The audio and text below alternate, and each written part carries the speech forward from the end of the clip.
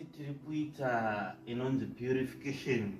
Muchishona tinenge tichingoreva izvo kuti kuzvichenesa usati waenda pamberi paMwari unotaura naMwari.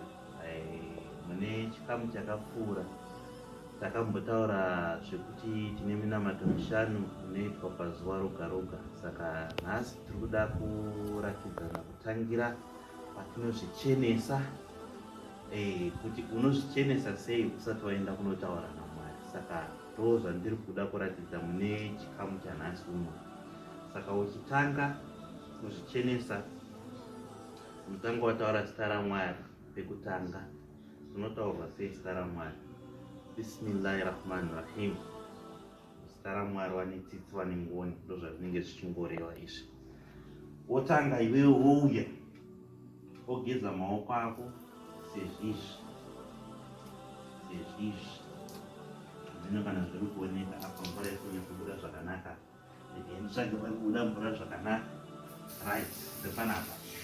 Wogeza maoko.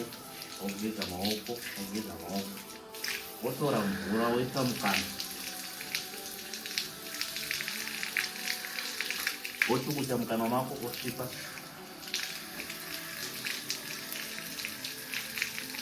Wosvipa zvekare. Unogona kuita izvi kanokwana kuita katatu ndo minimum.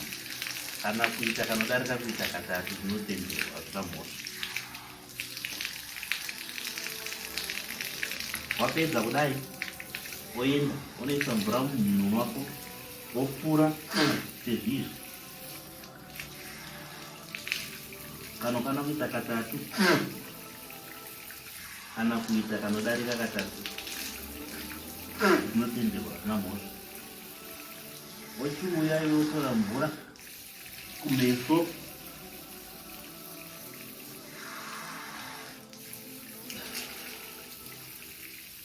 katatu zvekare. Right, kumeso kakwana katatu. Ouya kumaoko, unotanga neruoko rworudyi katatu zvekare. Kana kanodarika kuita katatu zvinotenderwa, hazvirambidzwi. Ndobva rachena. Unofana kungomeka shuwa iwewe kuti mvura yasvika here kusvika kuno munochiti chiziso nemusoro. Unofana kusvika ikoko mvura. Zvadai maoko angu achena. Ndogeza maoko angu zvekare, ndomazunza ndakuzvianonisa kuzvizodza, ndodai munzeve, ndopushira kumashure. Kana une ndebvu wodai ndebvu dzako dzangu ndakadzigira. Ouya kutsoka, otanga negumbo rekurudyi ogeza.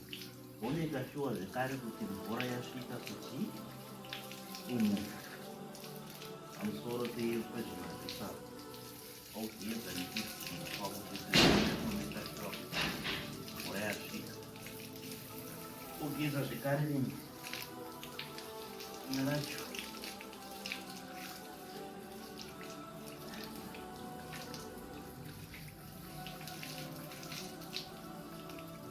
Kana ndadai ndachena, ndakukwanisa kuenda pamberi paMwari.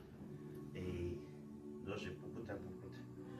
Okay, wapedza kudai wachena,